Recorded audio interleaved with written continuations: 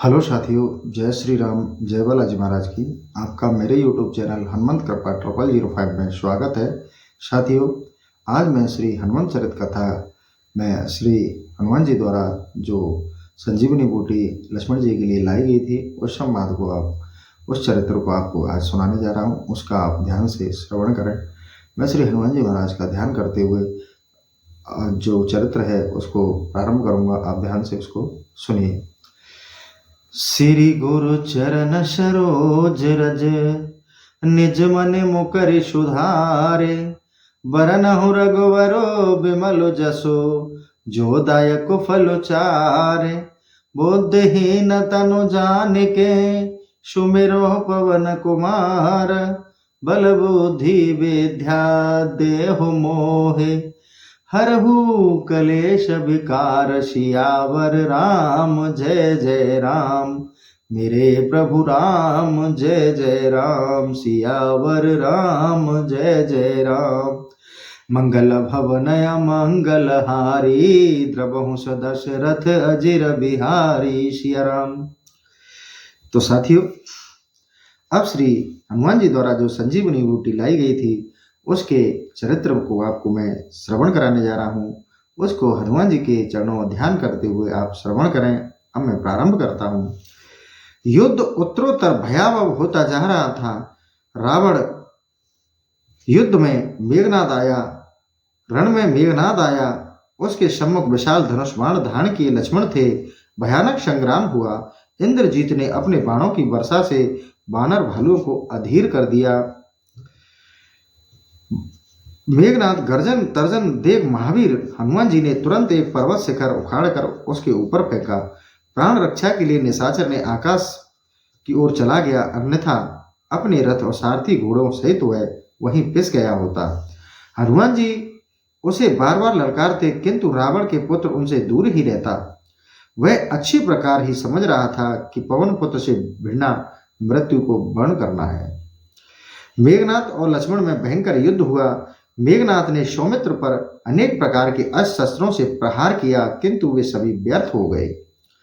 असुर ने अनेक छल कपट और अनीतिपूर्ण कार्य किए, परंतु श्री रामानुज ने क्रुद्ध होकर अपने तीक्ष्ण बाणों से उसके रक्षकों को नष्ट कर दिया।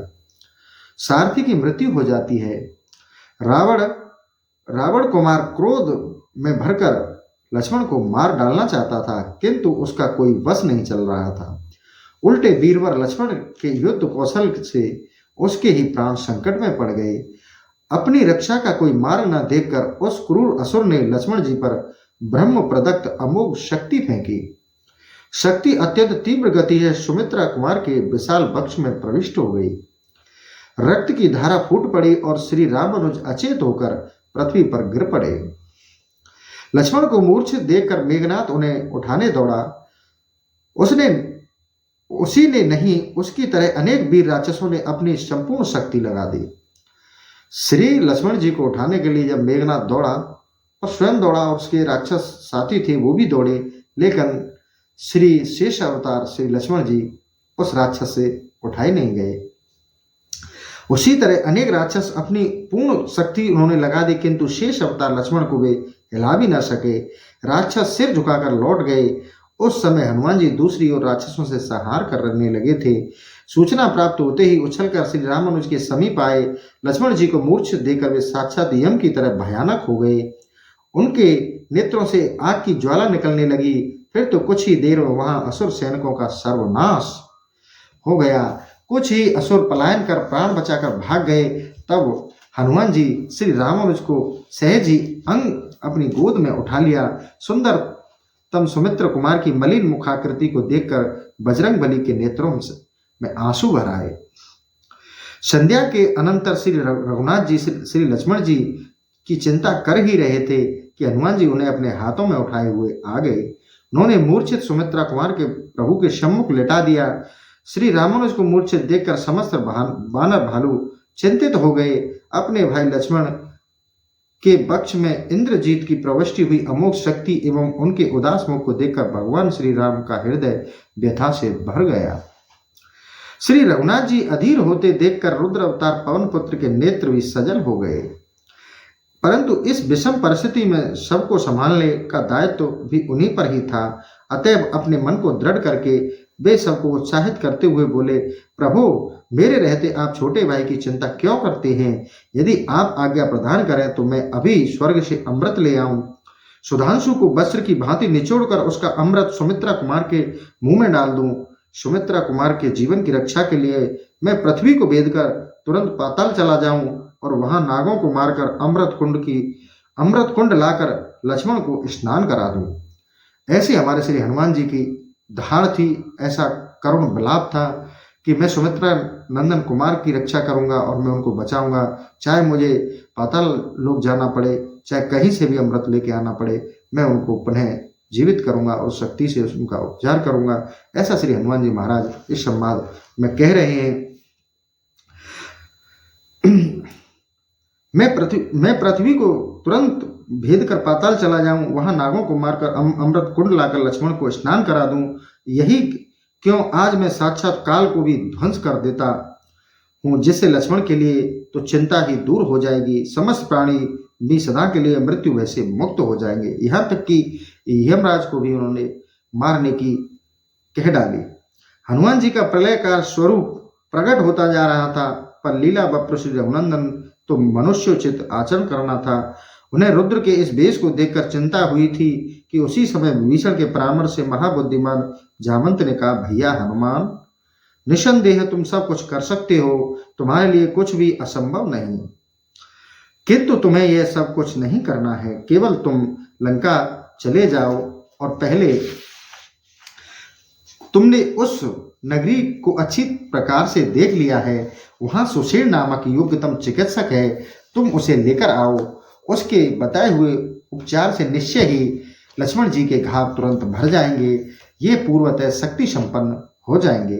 जामंत जी का ऐसा आश्वासन था हनुमान जी को कि आप लंका में पहले भी जा चुके हैं और आप पुनः जाइए और वहां सुषेण नामक वैद्य रहता है, उसे लेकर आइए, जिससे वो श्री लक्ष्मण जी का उपचार करे, जिससे शीघ्रतम शीघ्र उनके घाव भर जाएं। विभीषण ने हनुमान जी को सुषेण के घर का ठीक ठीक पता भी बता दिया। बस हनुमान जी अत्यंत छोटा रूप धारण कर लंका में तुरंत प्रविष्ट हो गए। सुषेण के द्वार पर पहुंचकर उसने सोचा कि सुषेण शत्रु पक्ष के चिकित्सक हैं, कहीं ये चलना अस्वीकार ना कर दें। बस पवन कुमार ने अधिक समय नष्ट करना उचित नहीं समझा। उन्होंने उनका संपूर्ण भवन समूल ही उखाड़ लिया और उसे आकाश मार्ग से लाकर श्री रघुनंदन के समीप कुछ ही दूरी पर रखकर खड़े हो गए। सुषेण अपने भवन से निकले तो श्री राम जी की सेना को देखकर चकित हो गए। उन्हें समझते ही देर न लगी कि मुझे किस लिए लाया गया है। विभीषण ने भी उन्हें स्थिति समझा दी। सुषेण ने तुरंत नाड़ी और हृदय की घाव की परीक्षा की और बोले, घाव गंभीर है, किंतु यदि संजीवनी बूटी यहाँ सूर्योदय के पूर्व आ जाए तो ये जीवित हो जाएंगे और इनकी शक्ति भी पूर्वतः लौट आएगी। सुषेण ने दृष्टि उठाकर देखा, सामने पवन कुमार सचिंतन मुद्रा में खड़े थे। लंका दहन के समय से ही उनकी शक्ति से परिचित होने के कारण उन्होंने उनसे कहा, पराक्रमी पवन कुमार, यह काम आप ही कर सकेंगे। आप तुरंत हिमालय पर्वत चले जाइए। वहां पहुंचने पर आपको अत्यंत ऊंचाई पर सुवर्ण में पर्वत ऋषभ का तथा कैलाश शिखर का दर्शन होगा। उन दोनों शिखरों के बीच अत्यंत दीप्तिमान औषधियों का पर्वत द्रोण दिखाई देगा।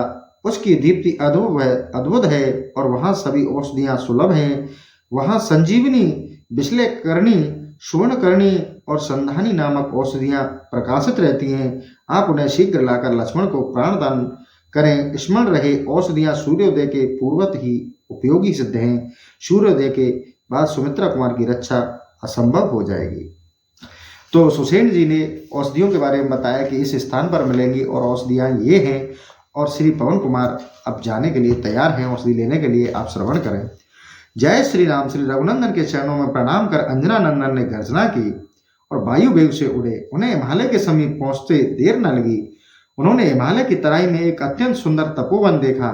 वह तपोवन 1 योजन विस्तृत था और उसमें पके हुए सुंदर फलों से लदे कदली, साल, खजूर और कटहल आदि के वृक्ष लगे थे। उक्त तपोवन एक सुरम्य आश्रम में एक तेजस्वी मुनि भगवान शंकर की पूजा कर रहे थे। हनुमान जी त्रस का अनुभव कर रहे थे। उन्होंने सोचा, यहाँ जल पीकर तब द्रोणगिरि पर चलूं। उन्होंने मुनि के चरणों में नमस्कार कर कहा, भगवान, मैं भगवान श्री राम का दूत पवन पुत्र हनुमान हूँ। स्वामी के आवश्यक कार्य से जा रहा हूँ। मुझे अत्यधिक प्यास लगी है, कृपया मुझे जल बता दीजिए। तुम मेरे कमंडल का जल पी सकते हो। मुनि के उत्तर से हनुमान जी ने कहा, मुनीश्वर, कमंडल के जल से ही मेरा काम नहीं चलेगा। मेरी तृप्ति के लिए कोई जलाशय बताइए। मुनि ने दांत पीस लिए और हनुमान जी के कार्य में देर करने के लिए उसने कहा, कपिंद्र, मुझसे कुछ छिपा नहीं है। तपोबल से मैं त्रिकाल की बात जानता हूँ। श्री राम का लंकापति रावण के साथ युद्ध छिड़ा हुआ है। यद्यपि लक्ष्मण इंद्रजीत की अमोघ शक्ति से मूर्छित हो गए हैं, किंतु अब सुमित्र कुमार के समस्त बानर वृंद सचेत होकर बैठ गए हैं। अतएव तुम यहाँ स्थिरता से मधुर फलों को खाकर जल पी लो और फिर विश्राम करो, तदंतर लौट जाना। हनुमान जी बोले, मुनिवर, आप मुझे केवल जलाशय बतला दीजिए। मैं प्रभु के दर्शन के बिना एक क्षण के लिए भी विश्राम करना उचित नहीं समझता। रघुनाथ जी के कार्य में विघ्न उपस्थित करने के लिए भेजे गए मुनि वेशधारी मायावी असुर कालनेमी के कमंडल का विष व्यर्थ गया। मुनि रूपधारी असुर ने कहा, वे औषधियां सर्वसाधारण को नहीं दिखती, लुप्त हो जाती हैं, किंतु मैं तुम्हारी सहायता करूंगा। तुम जलाशय में जल पीकर स्नान कर लो, फिर तुम्हारे आने पर मैं तुम्हें एक मंत्र का उपदेश दूंगा, जिसके तुम औषधि सहज ही देख सकोगे। मायावी असुर ने कहा, देखो, तुम नेत्र बंद करके जल पीना। उसने जलाशय बता दिया। हनुमान जी ने नेत्र बंद करके जलाशय में जल पीना प्रारंभ किया ही था कि एक मायावनी घोर रूपिणी मकरी ने उनका पैर पकड़ लिया। नेत्र खोलकर पवन पुत्र ने देखा, मकरी उन्हें निगलने का प्रयत्न कर रही थी। बस हनुमान जी के क्रोध होकर उसका मुख फाड़ डाला। वह उसी समय मर गई। सहसा हनुमान जी ने आकाश में एक दिव्य रूपिणी स्त्री को देखा। उसने उनसे कहा, कपीश्वर, मैं शापग्रस्ता धान्यमाली नामक अप्सरा थी। आज आपकी कृपा से मैं शाप मुक्त हो गई। अनग, वह सुरम्य आश्रम सर्वदा कृत्रिम है। मुनि के वेश में कालनेमी नामक असुर रावण के आदेशानुसार आपके कार्य में व्यवधान डालने का प्रयत्न कर रहा है। आप इस दुष्ट को मारकर शीघ्र द्रोणाचल चले जाइए। आपके पावन स्पर्श से कृतार्थ होकर ब्रह्मलोक को जाती हूँ। तो अप्सरा अदृश्य हो गई। हनुमान जी कालनेमी के समीप पहुंचे। मुनि वेशधारी असुर ने कहा, वानर श्रेष्ठ, आओ, अब मैं तुम्हें दीक्षा प्रदान करूं। उसने सोचा ही था, लंबी चौड़ी विधि बताने में ही सारी रात्रि व्यतीत हो जाएगी। मुनिवर, पहले दक्षिणा ले लीजिए। सहसा हनुमान जी के वचन सुन कालनेमी चौंका ही था कि वह पवन पत्र की विशाल पूंछ में बंधकर पिसने लगा, और जब बजरंगबली ने उसे विशाल सलाह पर जोर से पटका तो उसके किसी भी अंग का पता नहीं चला। मृत्यु के समय असुर वेश में प्रकट हो गया और राम राम कहते हुए उसने सदगति प्राप्त कर ली। जय श्री राम। हनुमान जी प्रसन्नता पूर्वक द्रोणगिरि पर पहुंचे। वहां अनेक औषधियां प्रकाशित हो रही थी। वे सुषेण द्वारा बताई गई औषधियों को पहचान ना सके। इस कारण उन्होंने वृक्षों, हाथियों, स्वर्णों एवं अन्य सहस्त्रों प्रकार की धातुओं तथा औषधियों सहित पर्वत को ही सहसा उखाड़ लिया और उसे लेकर वे गरुड़ के समान भयंकर वेग से आकाश में उड़ चले। द्रोणाचलित आकाश में वेग पूर्वक चलने से आंधी और तूफान की तरह ध्वनि हो रही थी। उड़ते ही हनुमान जी अयोध्या के ऊपर पहुंचे ही थे कि श्री राम के स्वपरायण भरत जी ने सोचा, विशाल पर्वत लिए संभवतः यह कोई असुर जा रहा है। उन्होंने अपना धनुष उठाया और उस पर बिना नोक का बाण रखकर उसे धीरे से छोड़ दिया। श्री राम, जय श्री सीताराम कहते हुए हनुमान जी मूर्छित होकर धरती पर गिर पड़े। उनकी मूर्छा अवस्था में ही भी पर्वत सुरक्षित था। अरे, यह तो कोई श्री राम भक्त है। भरत जी का हृदय कांप उठा। वे दौड़े। उन्होंने मूर्छित महाकाय मर्कटाधीश कुमलाया हुआ मुंह देखा। उनके अधर हिल रहे थे और धीरे धीरे सुनाई दे रहा था, श्री राम, जय श्री सीताराम। जटाजूटधारी श्यामल भरत जी के नेत्र बहने लगे। उन्होंने हनुमान जी को सचेत करने के लिए अनेक प्रयत्न किए, किंतु सबके विफल होते देखकर अंत में कहा, जिस निर्मम विधि ने मुझे अपने प्रभु श्री राम से पृथक किया, उसी ने मुझे आज यह दुख का दिन भी दिखाया है। किंतु यदि भगवान श्री राम के अमल चरण कमलों में मेरी विशुद्ध निश्चल प्रीति है और श्री रघुनाथ जी मुझ पर प्रसन्न हों तो यह बानर पीड़ा मुक्त होकर पूर्वतः सचेत और सशक्त हो जाए। भगवान श्री राम की जय। हनुमान जी तुरंत उठकर बैठ गए। उन्हें जैसे कुछ हुआ ही नहीं था।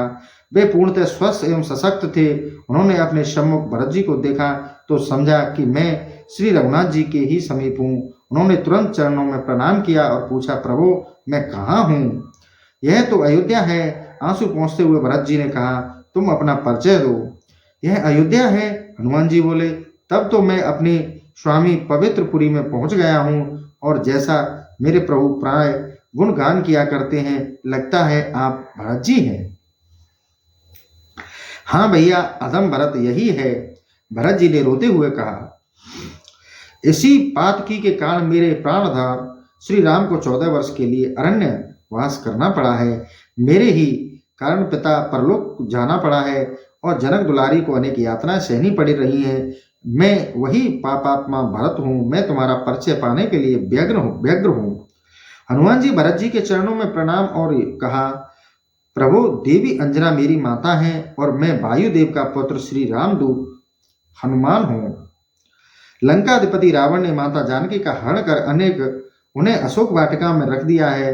प्रभु ने समुद्र पर सेतु निर्माण करवाया और फिर अपने वीर वानर भालुओं असीम वाहिनी के साथ समुद्र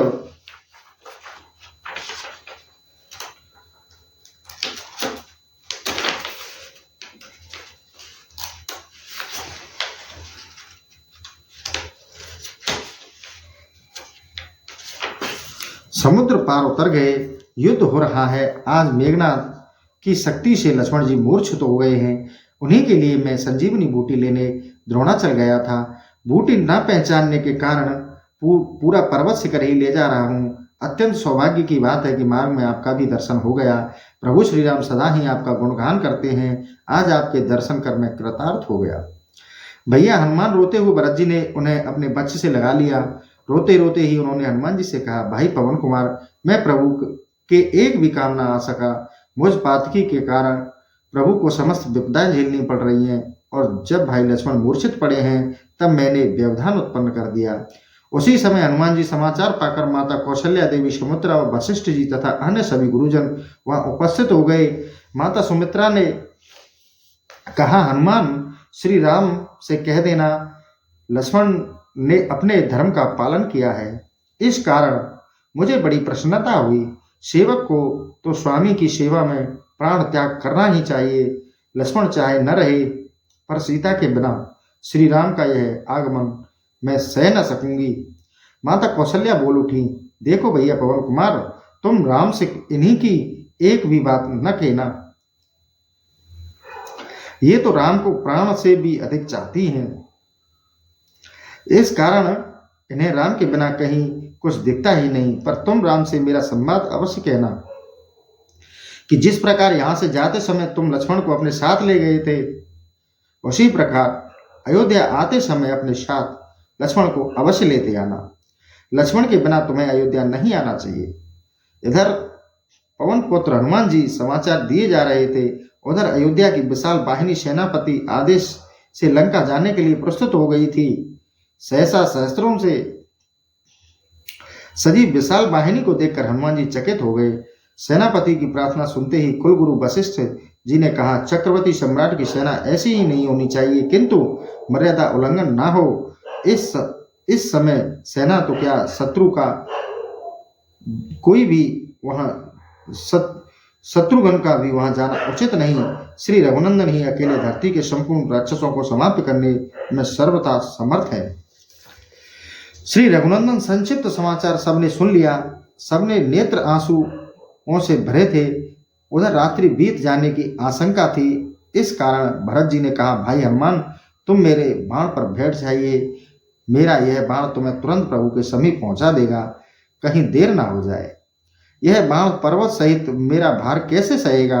हनुमान जी के मन में क्षण भर के लिए भी गर्व उत्पन्न हो गया, किंतु दूसरे ही क्षण उन्होंने सोचा, अभी भी तो मैं इनके बिना नोक के बाण के आघात से मूर्छित होकर गिर गया था। प्रभु की कृपा से सब संभव है। यह सोचकर उन्होंने हाथ जोड़कर भरत जी से कहा, प्रभु, स्वामी के प्रताप से आपका स्मरण करता हुआ मैं शीघ्र ही पहुंच जाऊंगा। हनुमान जी ने भरत जी के चरणों में प्रणाम किया और पूर्ववत वायु वेग से आकाश में उड़ चले। उधर रात्रि अधिक व्यतीत होते देख भगवान श्री राम अत्यंत दुख से अधीर हो गए। विलाप करते हुए कहने लगे कि जिस भाई लक्ष्मण ने मेरे लिए माता पिता पत्नी ही नहीं संपूर्ण राज्य सुख को त्याग दिया, मेरे सुख के लिए वन वन भटकता फिरा, उसके बिना मैं अब अयोध्या कौन सा मुंह लेकर जाऊंगा। वैदेही मिल भी गई तो अब लक्ष्मण के बिना मेरा क्या होगा। अपने प्राण प्रिय भाई के बिना मैं निश्चय ही अपना प्राण त्याग दूंगा। फिर हमारी तीनों माताएं और भरत तथा शत्रुघ्न भी जीवित नहीं रह सकेंगे। इस प्रकार अब अयोध्या का सर्वनाश हो जाएगा। मेरे न रहने पर वानर राज सुग्रीव युवराज अंगद के साथ किष्किंधा में और ये वीर वानर भालू पर्वत और वनों में चले जाएंगे। किंतु विभीषण को दिए गए वचन का क्या होगा। विभीषण ने मेरा आश्रय ग्रहण किया है, यह मेरे शरणागत है। मेरा हृदय इसी चिंताग्नि में झुलस रहा है कि इन भक्त विभीषण का क्या होगा। लीला बापू भगवान श्री राघवेंद्र ने नेत्रों में अश्रुपात हो रहा था। उन्हें बिलखते हुए करुण विलाप करते देखकर वानर भालू अत्यंत व्याकुल हो गए। सबके नेत्रों में अश्रु प्रभावित होने लगे। रोते हुए वे रह रहकर आकाश की ओर देखते जाते। उनके मन में महावीर हनुमान आ जाने की आशा लगी थी और वहां पूरी आशा पूरी भी हो गई। जय श्री राम का घोष करते हुए हनुमान जी ने द्रोणाचल को रघुनाथ जी के कुछ ही समीप एक ओर रख दिया और उनके चरणों पर गिर पड़े। वानर की प्रसन्नता की सीमा नहीं थी। हर्ष वेग में कोई भी वानर हनुमान जी का चरण दबाता तो कोई हाथ और कोई उनकी पूंछ सहला रहा था। इधर वानर भालू प्रसन्नता व्यक्त कर रहे थे, उधर सुषेण ने बूटी लेकर लक्ष्मण जी को सुंघा दी। लक्ष्मण जी जैसे नींद से जाग पड़े। उठते ही उन्होंने कहा, मेघनाथ कहाँ है। कुछ देर बाद उन्हें परिस्थिति का ज्ञान हुआ। कृतज्ञता की मूर्ति श्री रघुनाथ जी ने अत्यंत प्रसन्न होकर हनुमान जी को गले से लगाते हुए कहा, हे वत्स, हे महाकपे, आज तुम्हारी कृपा से ही मैं अपने भाई लक्ष्मण को स्वस्थ और निर्मय देख रहा हूं। श्री सौमित्र के पूर्ण स्वस्थ हो जाने पर सुषेण ने श्री रघुनंदन के चरणों में प्रणाम किया। दयाधाम श्री राम ने उनके प्रति अपनी कृतज्ञता व्यक्त करते हुए कुछ मांगने को कहा। सुषेण ने प्रभु की सुदृढ़ भक्ति की याचना की, जिसे भक्तवत्सल श्री राम ने उन्हें सहज ही दे दी। सुषेण की इच्छा अनुसार महावीर हनुमान ने उनके भवन को लंका में ले जाकर पूर्ववत यथा स्थान पर रख दिया। तदंतर वे द्रोणाचल को भी यथा स्थान रखकर सूर्योदय के पूर्व ही लौट आए। बजरंगबली के इस महान कार्य की स्वयं भगवान श्री राम और पुनर्जीवित प्राप्त लक्ष्मण तो प्रशंसा करते ही हैं। समस्त वानर भालू सर्वत्र उन्हीं का गुणगान कर रहे थे, किंतु अभिमान शून्य अंजनेय के हृदय में इसका तनिक भी विचार नहीं था। जैसे उन्होंने कुछ ही नहीं किया था, उनके हृदय में यही भाव था मानो यह सब करने वाले कोई अन्य हनुमान थे। वे तो सबसे पृथक मन ही मन प्रभु के अणु कमल तुल्य सुकोमल चरणों का ध्यान में तल्लीन थे। तो ऐसे थे हमारे बीच बजरंगबली साथियों कि तनिक भी उनको अभिमान नहीं आया कि मेरे द्वारा श्री लक्ष्मण जी को बचाया गया, मेरे द्वारा सुषेण को लंका से लाया गया, मेरे द्वारा द्रोणाचल से सजीवन बूटी लाई गई, पूरे पर्वत को लाया गया, और बिल्कुल अभिमान शून्य रहकर और अपने प्रभु श्री राम जी के चरणों में तल्लीन रहे, उनकी भक्ति रस में डूबे रहे। और जो कार्य अगम्य था, जिसे कोई नहीं कर सकता, उस कार्य को श्री हनुमान जी महाराज ने करके दिखा दिया। और कहते हैं ना कि असंभव को संभव करने वाले श्री हनुमान जी हैं, उनके अलावा कोई नहीं है। तो साथियों, ऐसे ही है हमारे इष्ट श्री हनुमान जी महाराज। और हनुमान जी महाराज का चरित्र सुनते रहिए और अपने भक्ति और रस को श्री हनुमान जी के चरणों में रखकर अपने आनंद को बढ़ाते रहिए और हनुमान जी की कृपा के पात्र बनते रहिए। साथियों, अगर आपके जीवन में कोई कष्ट हो, कैसी भी कोई समस्या हो, तो हनुमान जी से कहिए कि हनुमान जी महाराज हमें उक्त कष्ट है और उससे हमें बाहर निकालिए। तो आप निश्चिंत हो जाइए। अगर आप सही भाव से और अच्छे मन और चित्त से अगर कोई प्रभु से मांगते हैं, हनुमान जी हमारे इतने सरल हैं कि आपको तुरंत प्रदान करते हैं। तो साथियों, हनुमान जी के चरणों से आप सदा जुड़े रहिए और उनकी कृपा के पात्र बने रहिए और श्री हनुमान जी महाराज का आप चरित्र श्रवण करते रहिए। और इस कलियुग रूपी नौका और इस कलियुग रूपी भवसागर से आप उनकी भक्ति से आप वैकुंठ धाम की बासी बनिए।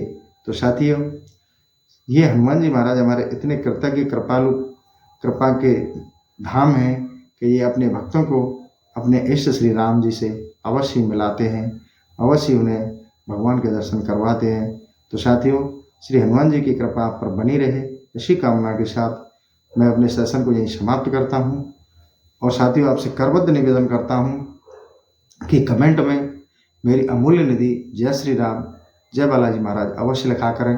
साथियों, देखने में आता है कि आप कोई कमेंट नहीं करते, कोई 2-4 लोग कमेंट करते हैं। आपसे आज मैं पुनः करबद्ध निवेदन कर रहा हूँ कि अगर आप हनुमान जी के अच्छे से भक्त हैं तो आप अपनी उंगलियों से, अपनी जुबान से एक बार कमेंट में जय श्री राम जय बालाजी महाराज अवश्य लिखें। इसी के साथ मैं अपने इस सेशन को यहीं समाप्त करता हूँ। जय श्री राम जय बालाजी महाराज की।